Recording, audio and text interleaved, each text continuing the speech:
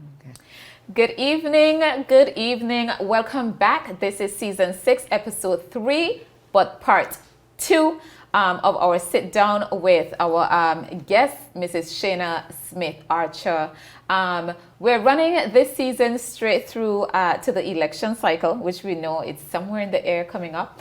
We are rehashing the issues, we're meeting potential new candidates, and we're crunching the solutions. It's talking season, but we're here only for action. The concept of Cut Deep was developed with a focus on encouraging the wider public to think more in depth on issues that plague us, encouraging persons to have a voice and to use that voice to invoke change. Cut Deep is an interactive platform cutting through the noise and political rhetoric. It is raw, uncut, challenging you to think critically. What do the issues mean for us? What part do we play? It is a platform that will move the Virgin Islands toward unified, integrated success. I want to welcome back Blossoms Flores as our support sponsor for Cut Deep. I want to thank those of you who continue to support this platform from behind the scenes. Thank you. Cut Deep is a multi-platform show covering social and political issues in the BVI. Its viewership continues to grow, reaching more than 6,000 viewers weekly. It cuts across demographics and captures an international audience. For advertising opportunities, you can email cutdeep@gmail.com or call 284-440-3234. Supporters may also donate to Cut Deep and the issues it supports through our ATH mobile 284-440-3234 through checks or cash. Donations will be kept confidential. Mrs. Shaina Smith Archer, it's round 2. Thank you for having me back. Thank you for being here. We're going to take this conversation forward in this part 2 segment. And we closed off last week's show on mental health. We also discussed the infrastructure and yeah, we covered 2 big topics. We have 5 more to go. You think we can do it in an hour? Let's try. Okay, so education. Let's talk about the highs and lows of that beast.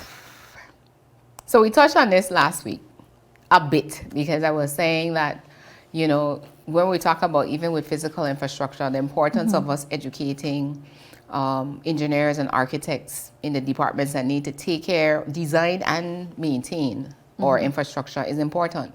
There are some projects, yes, you may have to outsource it, but wherever we can do in-house from a cost efficiency standpoint, you want to be able to staff up and resource the public works department, the water and sewage department as examples that they have the necessary resources to do this on a daily basis, you know, like clockwork. So education for me, that is like the hub. Sitting right now in 2 places, scholarship committee and chairman of the board at the Chamber of Commerce and Hotel Association. And it's just driven home to me over the last 2 years from my experience in those 2 situations, the importance of educating your people. And we're not just talking about learning to read and write, but critical thinking, analysis, and to have... Do you think that's part of our education system right now, the ability to... Based on the outputs that we see, no. The system has definitely changed a lot since you and I graduated, Cindy. Next year is going to be a lot of decades. I'm going to see how many.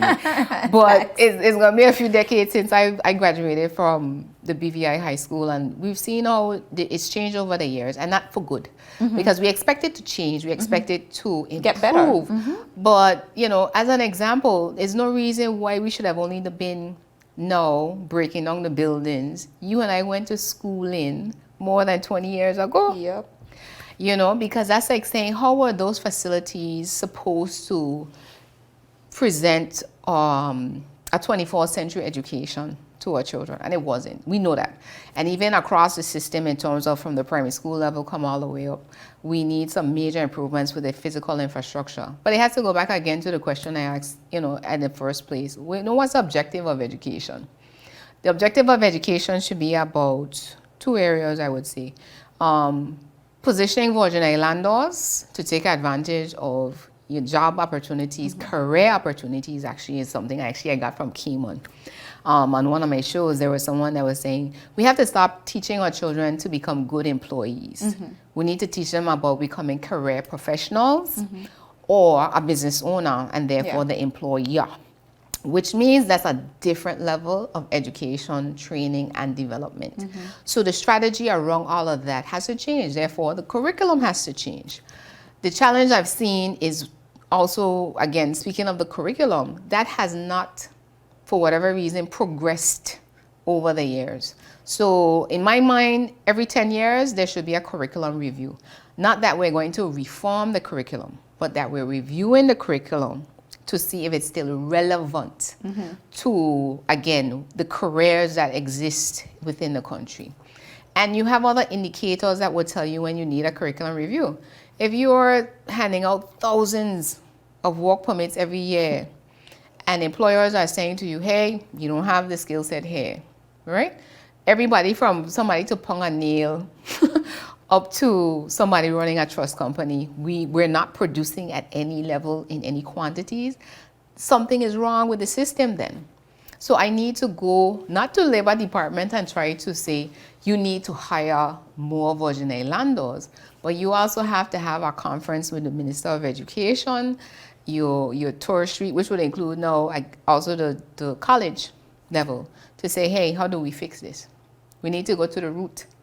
And that is what we don't do. We trim off all the branches, Cindy. I mean, that's true. And leave the root untouched. And then when it springs up, even bigger the next time around, we're still trying to figure it out. But curriculum reviews on a regular basis, to me, is one of the key things to fix what the issues are in terms of unemployment. Because that's where, if we're going to talk about unemployment, not just what is the immediate fix in terms of job placement for the people that are currently out there, but what are we doing to make sure that every year that we have graduates, they're not falling into the same state? How are we looking again at strategically saying, hey, these scholarships are what's needed in terms of the positions or the careers that we see within the economy? And talking again to the business community and saying, we need to have you guys doing more internships, more understudies. Because again, I don't want us to be here fighting up for entry-level jobs for Virgin Islanders. Right. I'm more interested in the executive suite jobs. I'm more interested in middle management and how do we train them. So yes, they have to start at entry level and work their way up through the system. But again, that's only if you're thinking about a career versus a job. A job says, okay, I could work in 5, 10 different places. None of them are connected. But if I'm looking for career paths and I'm saying to my high school students, these are the careers you should be paying attention to. So whether it's carpentry, it's electrical engineering, an electrician, electrical designer, mechanical engineering, mechanical designers. These are things that we're not telling our high school students now. And as a result, from the scholarship committee experience, we're seeing what they want to study. And it is not necessarily tied to those things that we need, from a skill standpoint. So you're going to continue this vicious cycle of importing labor. But I mean, I want to go to the issue of importing labor. And I didn't have it on my list. It should have been on my list. Because we need labor reform. We do need labor reform. I don't really want to sum up all of our labor issues and all people progressing in the BVI. I don't want to sum it up to just education. There is also a disenfranchisement of our people in the labor force. I don't want to minimize it. It's a serious problem.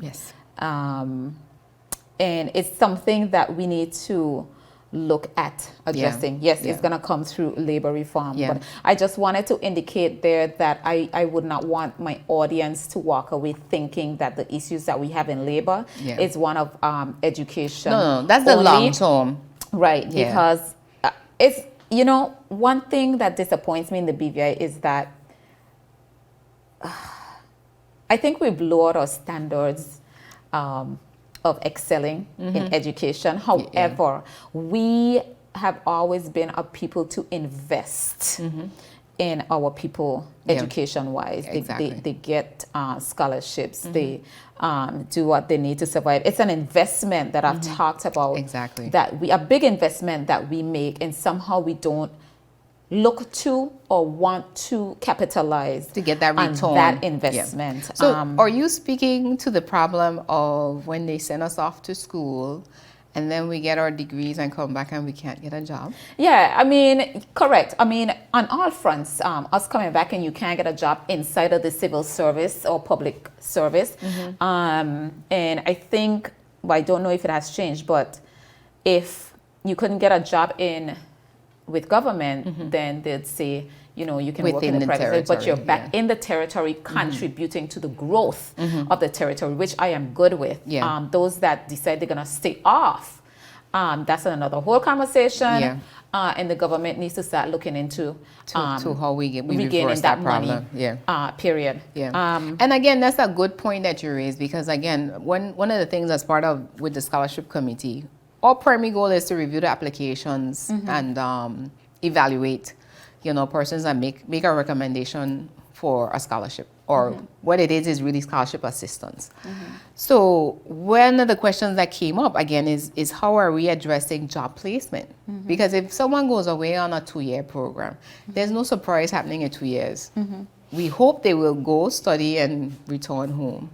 And as a result of that, at least 6 to 8 months before graduation, somebody should be having a conversation with that prospective applicant in terms of placement, whether in the public or the private sector. Correct. Because again, labor has a unit, I believe, that deals with job placement, right? Well, there's a disconnect. They have it, but Shaina, I'm not going to shy away from the point that we rubber stamp certain work permits in this territory. I spoke about it last week on the show. Yeah. I speak about it every time I get a chance, and I'm going to continue to speak about it. Yeah. Okay, and that's what I talk about when I talk about the disenfranchisement Yeah, so that of means a people. that means the system isn't working like it's supposed It's not, to. well, enforcement Yeah, it's not working like it's across supposed the to. board continues to be a problem for us. If you're going to tell me that you need to bring in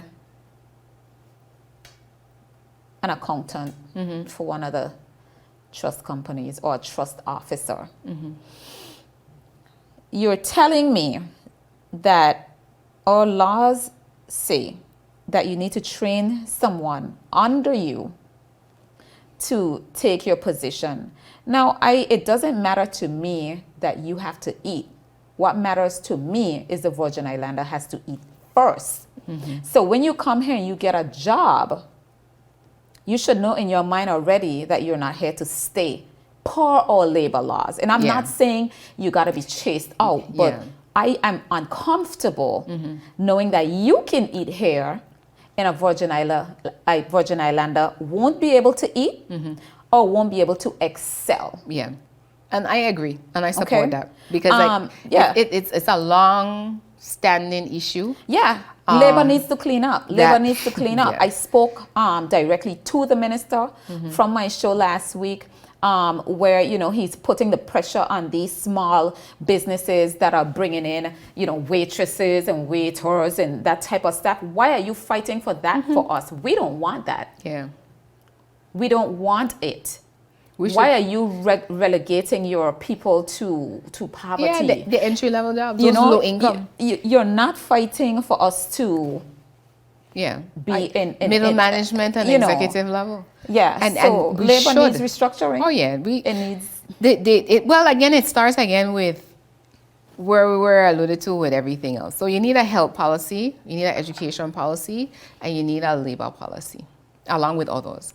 But if we don't set clear objectives and say, hey, the Virgin Islands economy is to be built by Virgin Islanders, to employ Virgin Islanders, so that we prosper. Yeah.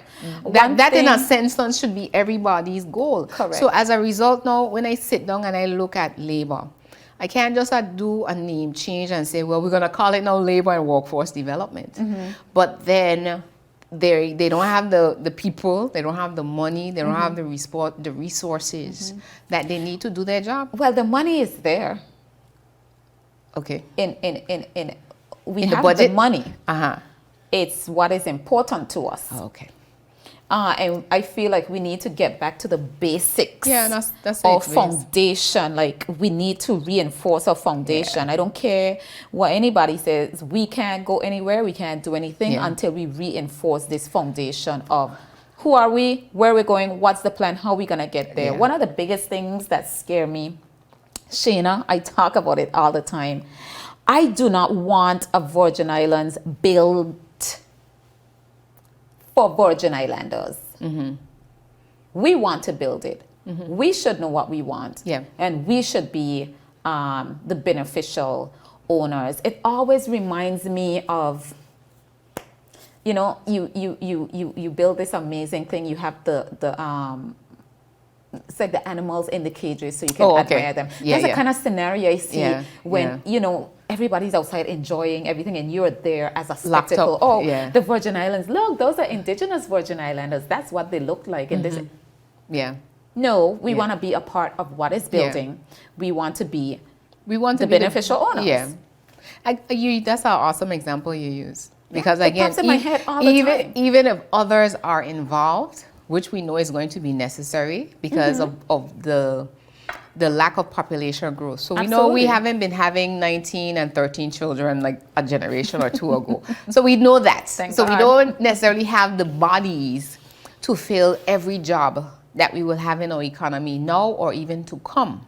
But the idea is that the majority should be from the local population. Yeah. And at all levels. All levels. So again, like you're saying, you know, it's something where we have an immediate problem we need to fix. And again, does not throw technology at something and not plan it properly. Because that's what happened with that work permit process system.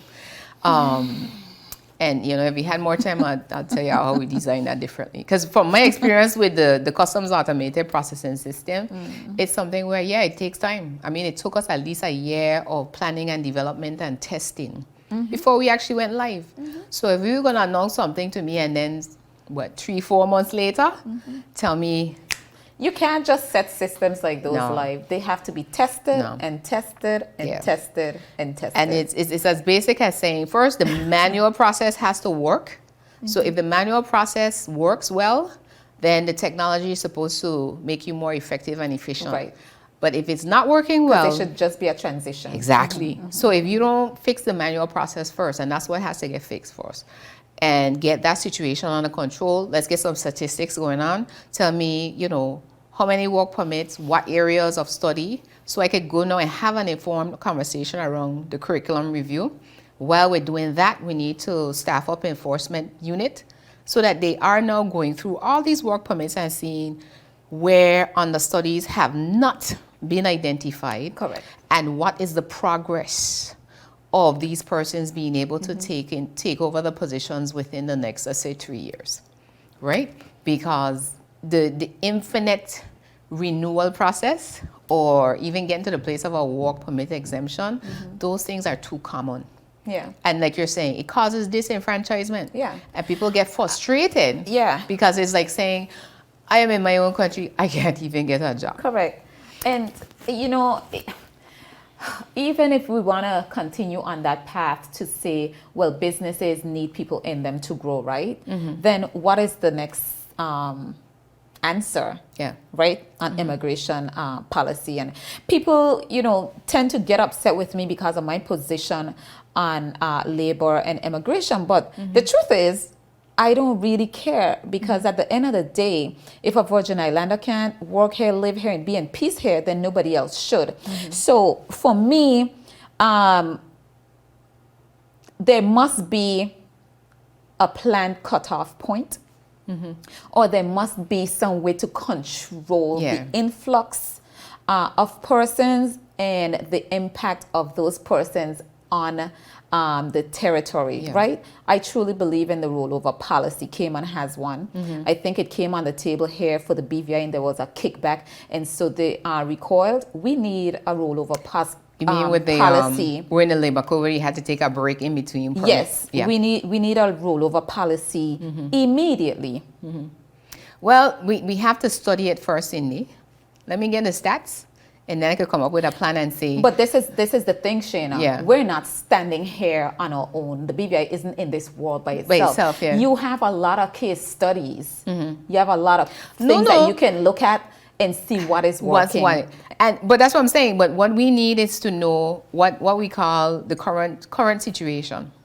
Like how bad is the cancer, basically, right? Oh, because, but you know, we do need the data. Yeah, we need the data. Yeah. But you could really look around and see. Oh no, I agree. What is happening? Yes, but definitely. No, we always know data. We know we have a problem. We just need to figure out the degrees of it, because again, we're already in a situation we're not happy with. It's not sustainable either. Correct. And again, we're disenfranchising not just the generation now, but those that are going to come along in 10 years. Correct. You know, because even if they go away to educate themselves, when they come back and can't find a job or are unable to become hired, another thing for me that's a big issue is, again, they go away and maybe they come back and decide, I don't want to work for anybody, but I'm going to start a business.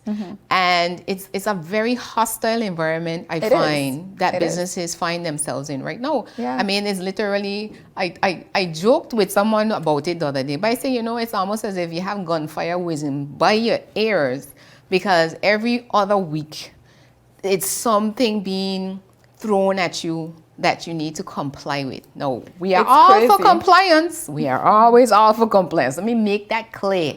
And having worked in the public service, I understand the importance of it. And that's the role of the public service, you know, enforce the laws.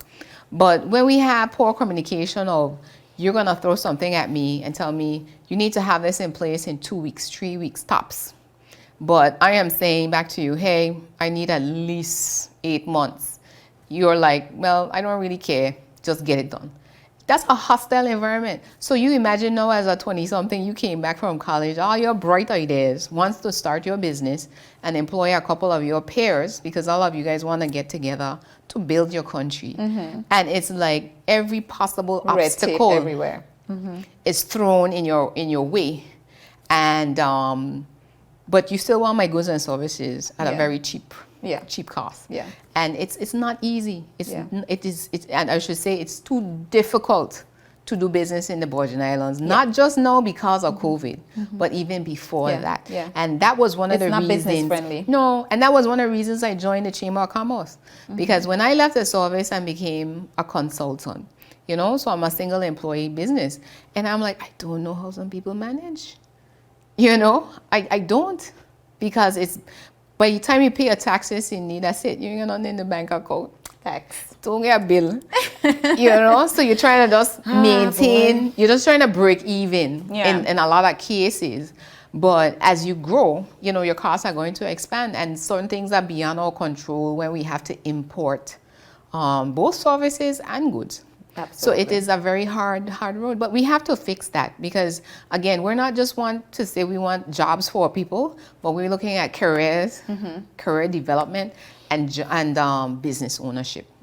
You know, because that is one of the things I want to see, especially our young people, to be able to get up and say, hey, I'm going to start a business.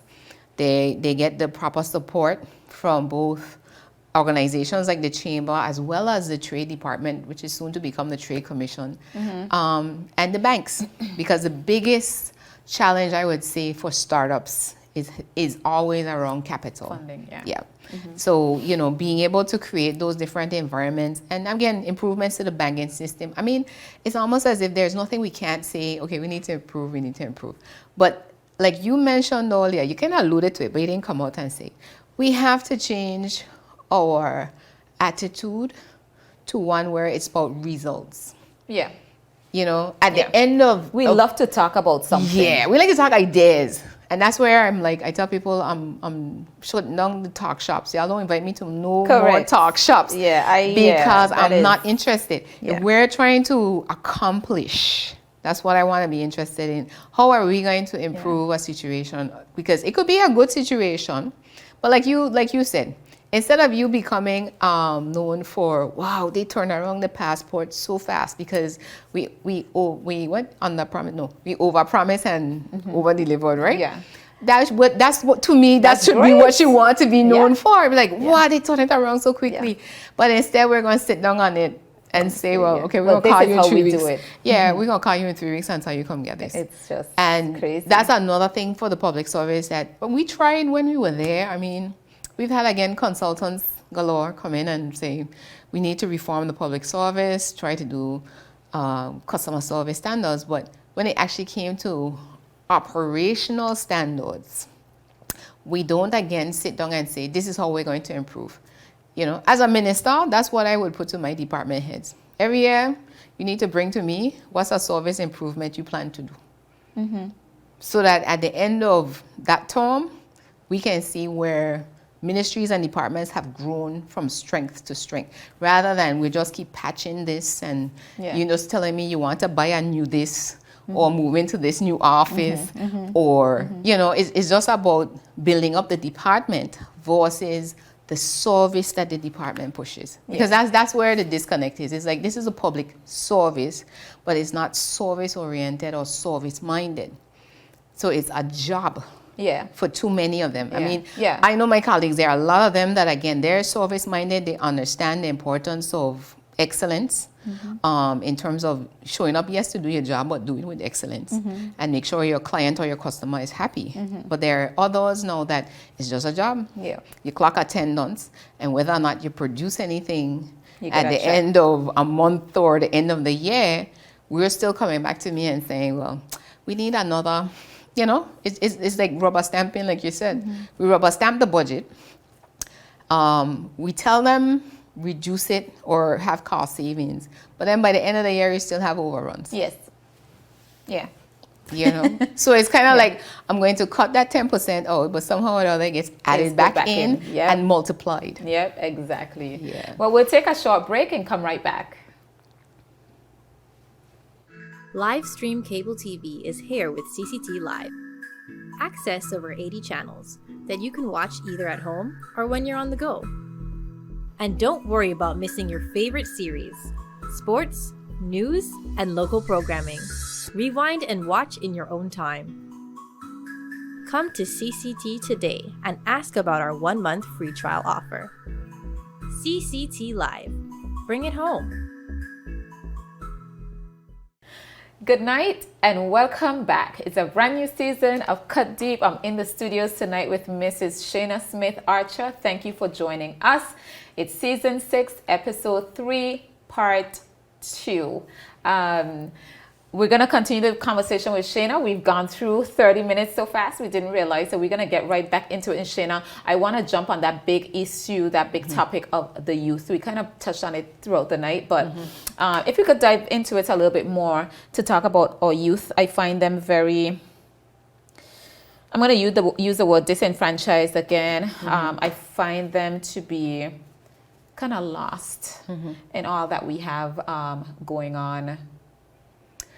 Well, I get the sense that they are feeling lost as well as they are lost in the shuffle, meaning that we are not paying the level of attention and setting them as a priority as we need to be. Because if we start off from the point that whatever we're doing in the country needs to first benefit them. Correct. Right? So again, if we look at the education system, what is it that we need to be teaching them to be able to be basically global employees, that they can work anywhere? We brag about the fact that we have people from over 100 countries here, right? But we also, and that is because these people are coming out of countries that train their people to be global career professionals, so they can take up a job anyway. And that for me is where it starts. You have to say, hey, this is what we want to equip you to do, empower you to do, so that you could, if it's not here, it's anywhere. You can go and make a contribution. But know that we can always tap into that resource because we developed it, and we developed it intentionally. Too many times we you know, when we were going to school, you know, we force people round pegs into square holes. Yeah. You know, there are those who are going to be academically inclined. There are those who are going to be more technical. So the importance, the value, I mean, it can't be understated what we need in terms of having vocational institutes that teach the trades. You know, you can go and study to be a lawyer, but a lawyer will always need a mechanic, a plumber, and an electrician. And if you're not careful right now, they're making more than a lawyer per hour. Yeah. Because they're in such high demand. Yeah. And this is money that we want to make sure that all Virgin Islanders can tap into, or Virgin Islanders young people can tap into. So it's not so much for me in terms of having a new physical infrastructure for the school, but what's going to be taught to them in the school. You know, so the technical school is supposed to be relocated on the same campus, but again, how are we going to approach that whole situation? Are we just saying to them, well, unless you're failing out of the academic system, you can actually take a more technical track? Or give them the option from 10th grade and say your last 2 years of study actually will go into technical trading or sometime a trade. Is there an arts program in the high school still? I hope. I want to Pre-Alma, wonder. I I'm wondering Uh-huh. because you're talking about, you know, vocational and so forth. What are the arts programs in the BVI? Because I still find it really strange that I can't go to an art show here, per se. It just doesn't seem like it's on the table at all. In terms of on anybody's radar. Yeah. Yeah. Which I is agree. very interesting. And I'm glad you brought that, because then the creative industries is another place where we need to encourage our young people more to go into. Because we see where persons, they're more interested in becoming entertainers, fashion designers, those types of, what we would, for us, is non-typical. But it is opportunity for them. And that is what we should be directing them towards in terms of creating, you know, those avenues for them. Because again, there's nothing wrong with us having a performance art school. Yeah. But because that's not been a part of our tradition, you know, to say that that is the option for these children to go into. We get more into conversations around having junior high schools. Yeah. And these types of things. These sort of things, Shaina, creates what's the word I'm looking for? Not inclusive, but a complete Holistic. lifestyle. Yes. You know, that is very important to a word that I'm using now when people say to me, oh, but it's more than that, but it's not. Happiness. Happiness eliminates a lot. Yeah. Mental health. It's this, I don't know Yeah. how we're still here. Yeah. A lack of progressive thinking. That's where it starts. You and I talk about this all the time, because it starts with our mindsets.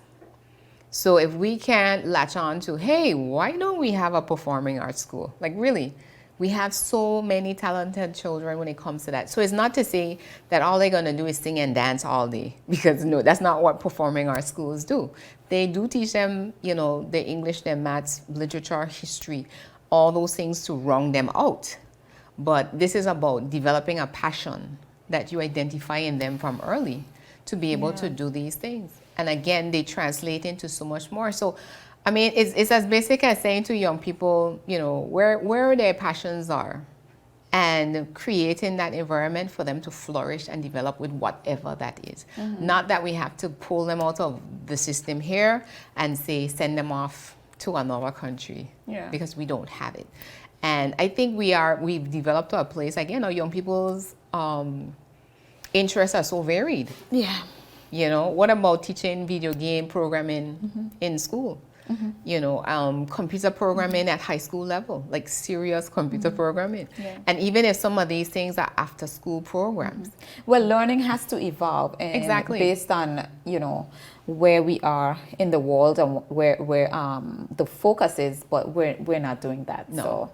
I want to go ahead. Sorry. Oh, okay. You might have No, I was something. saying that again, it starts there for them, but again, everybody's at different stages. Yeah. Right? So we have those in terms of where they are at school age.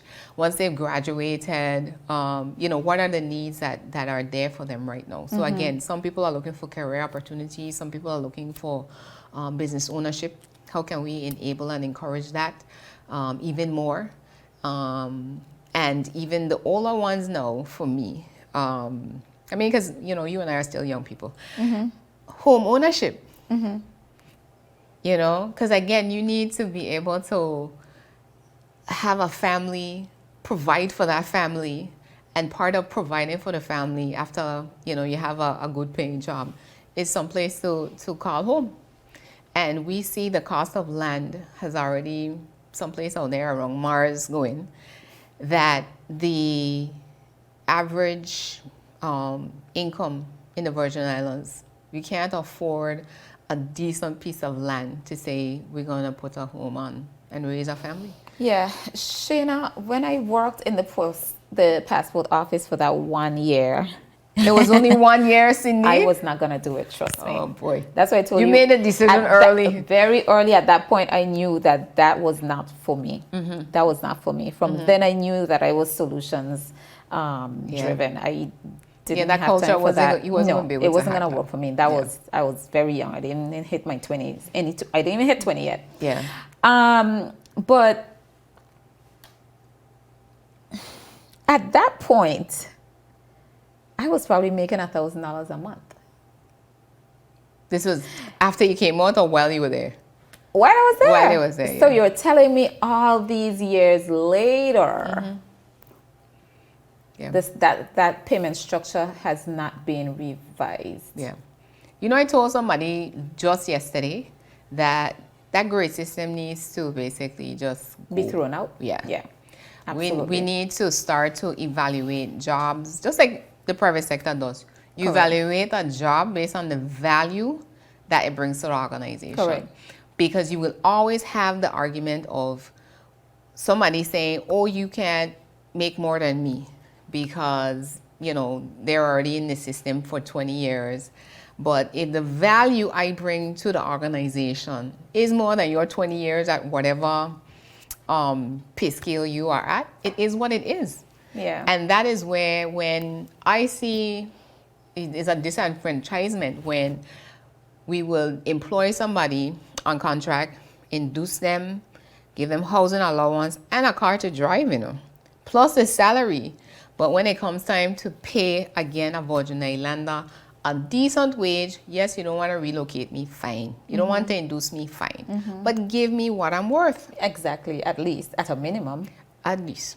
Let's start there. Yeah. Yeah, that pay structure has to go. It has Because to go. again, it's affecting everything. It's affecting everything.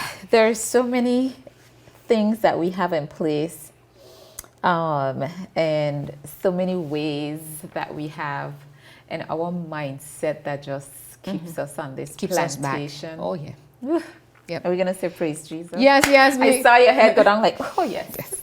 I mean, it's not funny, but seriously, like it's. So let's break down to people what we're talking about when we say plantation. So Cindy and I had this conversation the other day where I'm like, Cindy, there are sometimes some conversations that I listen to where you have like the house slaves are arguing with the field slaves. And nobody is realizing we are still slaves. Correct. If we don't come together and say we need to get off of this plantation.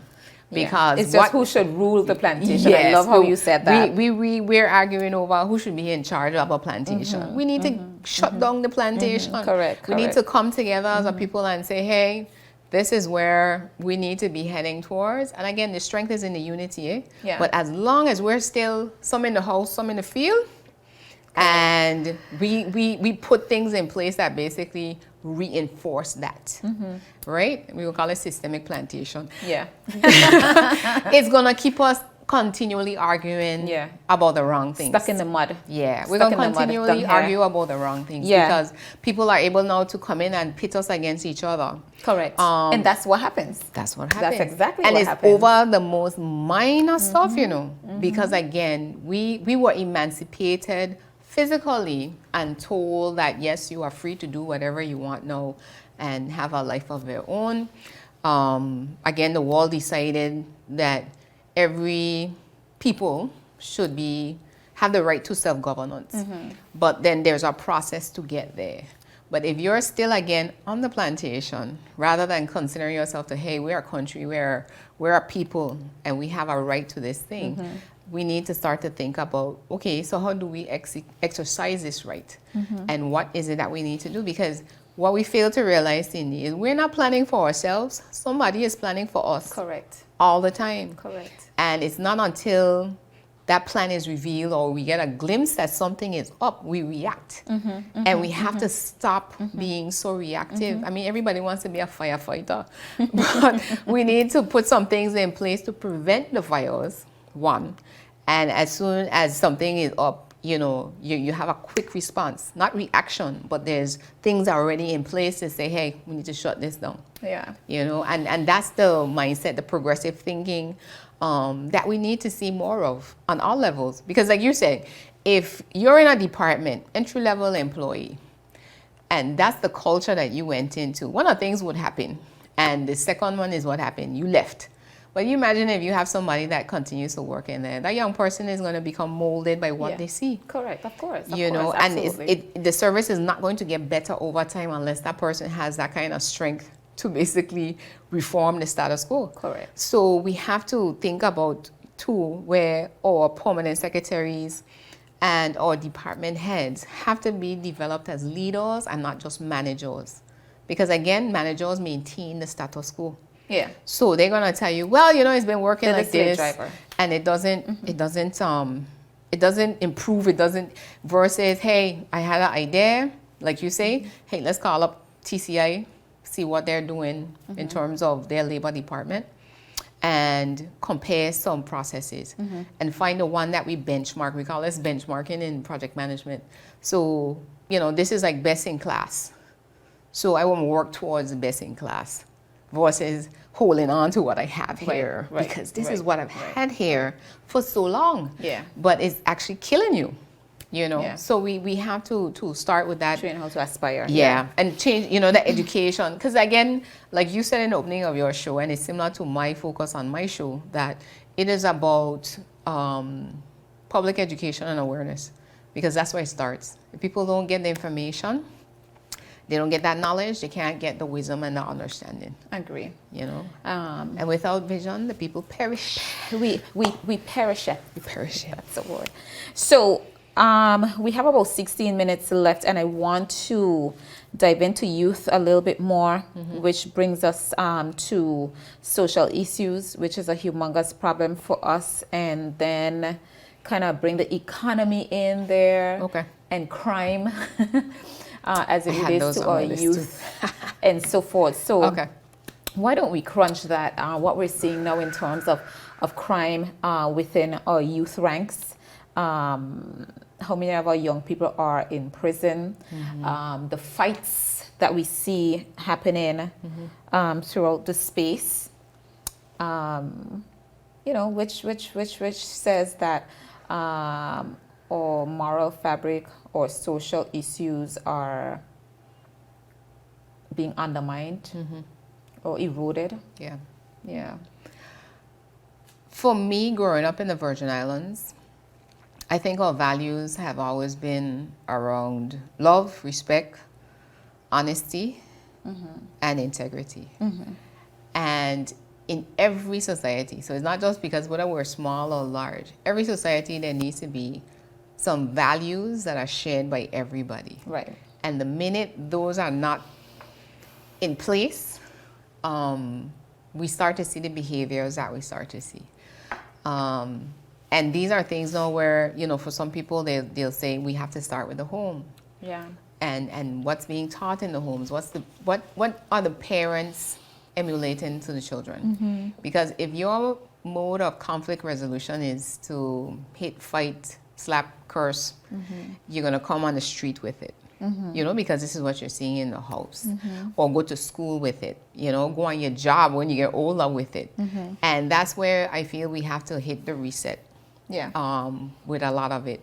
I mean, people the school has completely changed. Because, you know, when we were in school, our teachers basically also reinforced those same values, right, that we were being taught at home.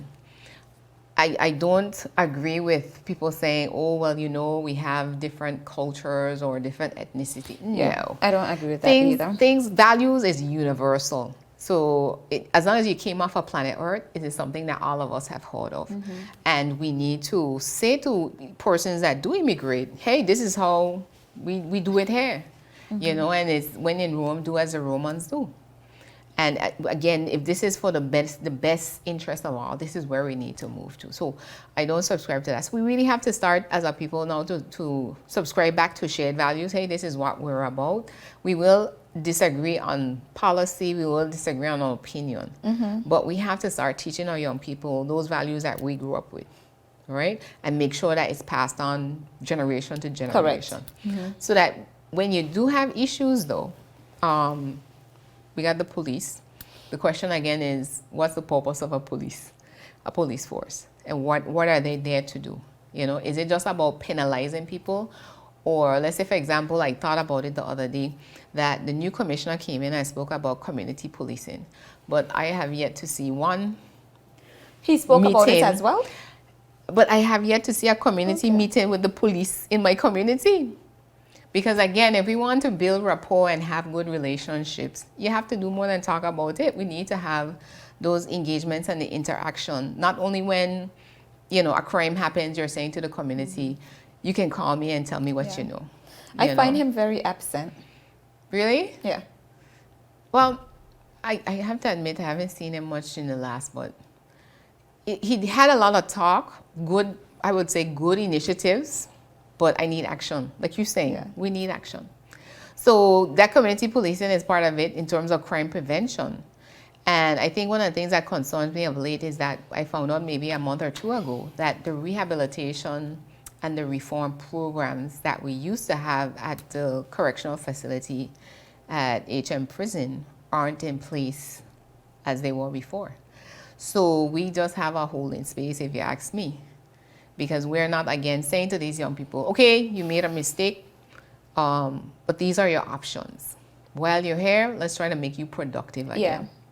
You know, so that when you go out, it's unfortunate to hear that. You stay out.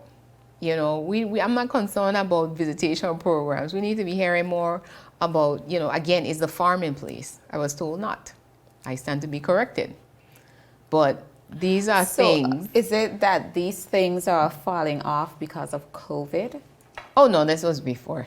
Oh, really? Yeah. It's been exposed now, essentially. Because remember, we've had 2 superintendents before our current one. And, you know, the conversations there are like, you know, the place is in very bad shape. And not just from a physical standpoint, but morale of staff. Again, what are the day-to-day things that are happening? You have all ages now intermingled because we don't have enough space. And this goes all the way back now into the court system. Because if the court system is not being efficient and people are in there for 6 and 7 months waiting on their cases to be called, we have to fix that. You know, we have to fix that. So it's for young people, we want to encourage them from the standpoint too, again, like we touched on with education. What are their passions? What are the opportunities that they have besides Road Track and Interact Club to be a part of their community, to understand what civics is about? You know, because there's more to running a country than just saying we do a cleanup campaign 2-3 times a year. But how are we developing future political leaders? You know, we have a game that we run every election, and I've said it to persons in recent weeks. We have to stop exploiting our young people's votes. because we're teaching It's a big deal for we're me. teaching them a lot of wrong, again, attitudes where it's like, so what are you going to give me for my vote? Yeah. But yet we're going to decry politicians when there's talk of corruption. Yeah. I mean, even exploiting the youth in, just talking good to them and making them think that they're the priority. And we're gonna right? And I could tell you I'm not a youth anymore, but I believe I have that bitterness. From your experience. Yes. Yeah. And so I think that's why I'm how I am and where I am, and don't want to see my children exposed to that same Exactly. farce. Yeah. I'm gonna call it. Yeah. Because it creates apathy. So again, then you just withdraw from understanding you have a role to play as a private citizen when it comes to the running of your country. Yeah. And what that's going to look like. Not just every 4 years you're saying to me, Give me your ex and give go me sit your down. ex and I'm going to work for you. And then when you get in there, I mean, you can't even get a phone call because that's all you use. A lot of times that's what you hear. It's like all of a sudden you don't have access to them anymore. It's like, that's not right, Shaina. It's like they use you, and I'm saying, yeah, I appreciate that because I'm saying to persons with our organization, if we're going to do anything, this is about grooming the next set of political leaders. When I have people telling me, oh, we have to re-elect the same people over and over because there isn't anybody else. And it's like, I'm like, in a population of how many adults? Correct. 20,000 plus, we can't find 13 people to put in the House of Assembly every 4 years. Something is wrong. So it means that systems are not in place. So you have an institution with a political party, but again, if all it's going to do is exploit the youth vote, rather than saying, let's send them off every year to some kind of political conference to expose them.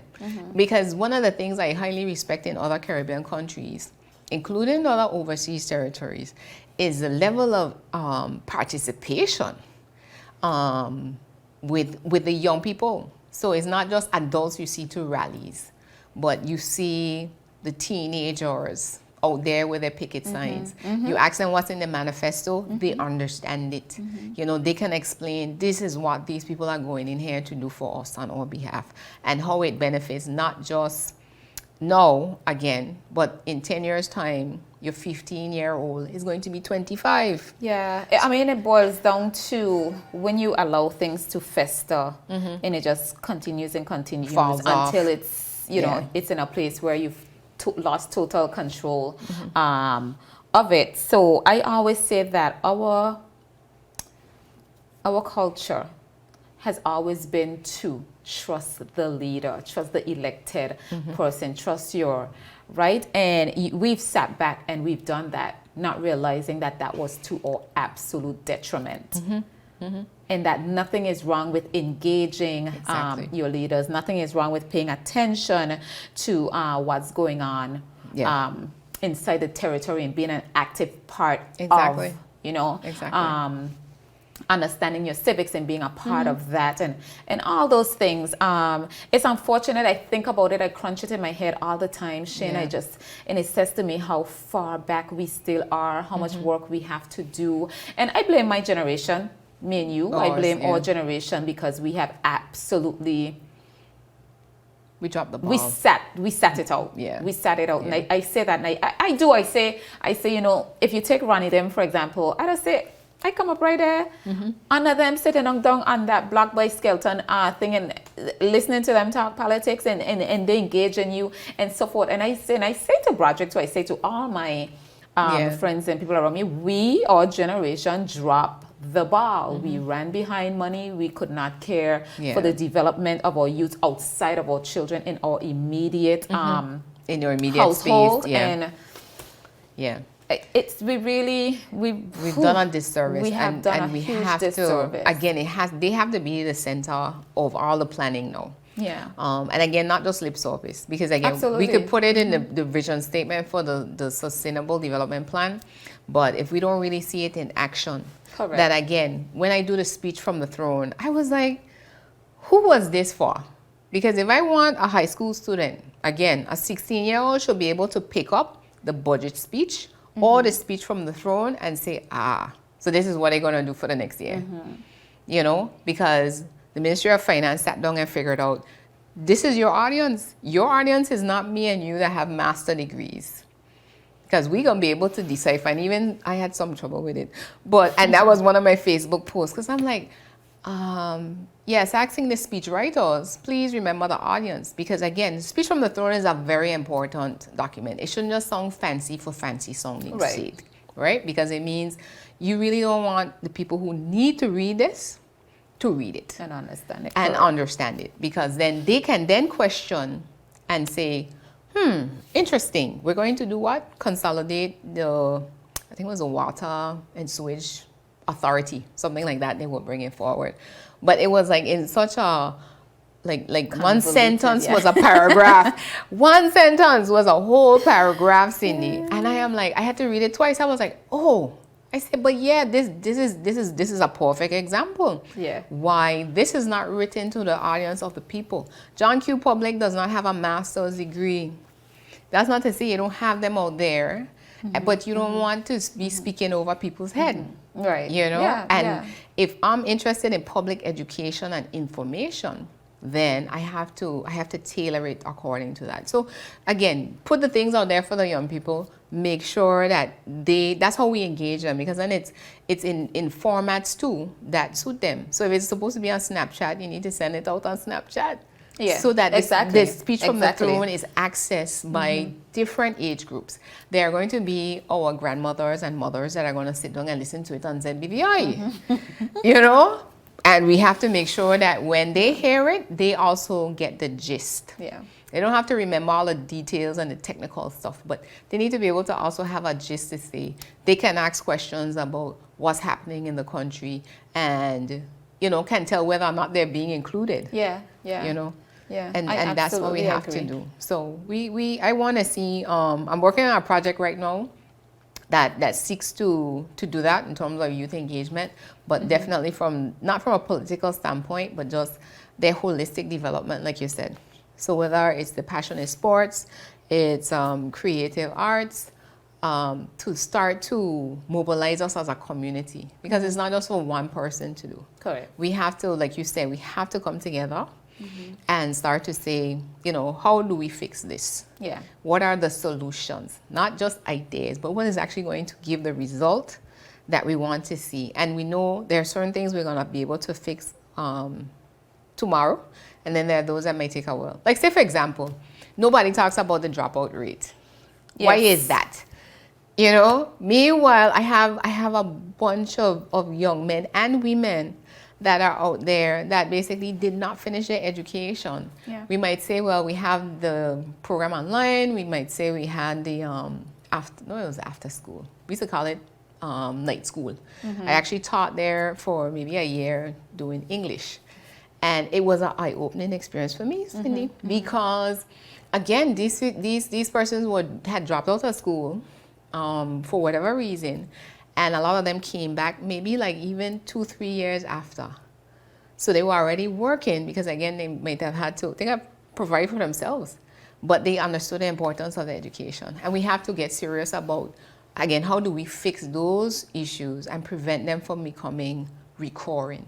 You know, there are going to be those, again, that they're not going to function well in the academic system. I have to give us kudos for the progress we have made with the special needs school, Asian Reach Learning Center, because again, this was a demographic of our young people that we would just put on the side, you know, and not say they need to be engaged and integrated as far as possible into our society, you know. So again, when I'm talking about infrastructure, where is the disabled?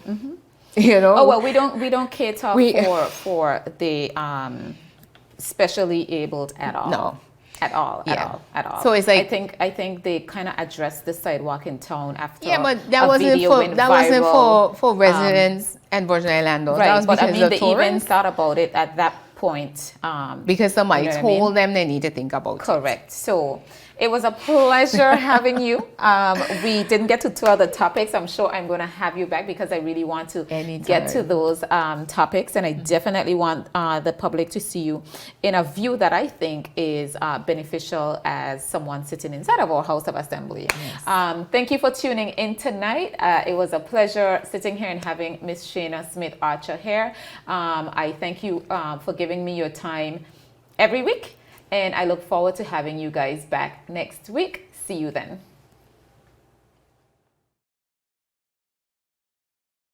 Live stream cable TV is here with CCT Live. Access over 80 channels that you can watch either at home or when you're on the go.